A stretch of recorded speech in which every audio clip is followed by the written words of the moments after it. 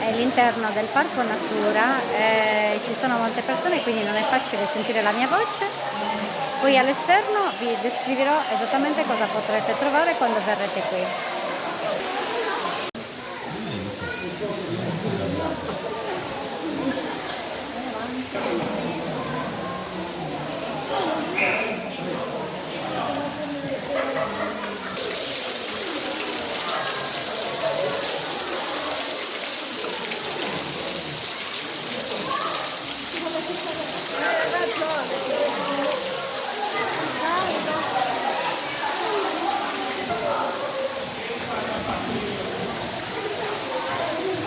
Questa è la vasca delle carpe cui, che sono curiosissime perché puoi mettere la mano dentro l'acqua e loro arrivano e si attaccano a te.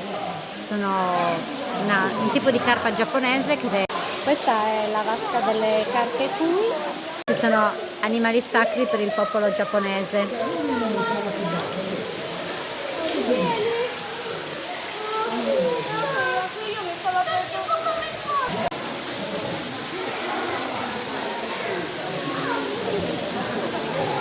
Proverò a inquadrarvi di nuovo le carpe cui. La vasca delle carpe cui sicuramente è una di quelle che attira di più i bambini per quanto riguarda il parco, questa parte del parco.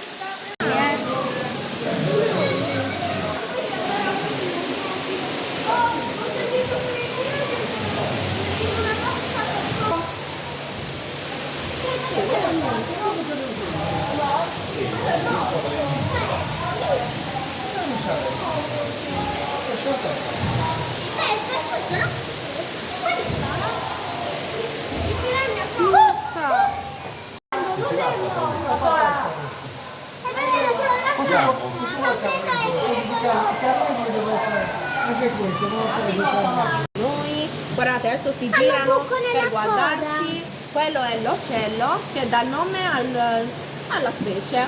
Mostrano tutti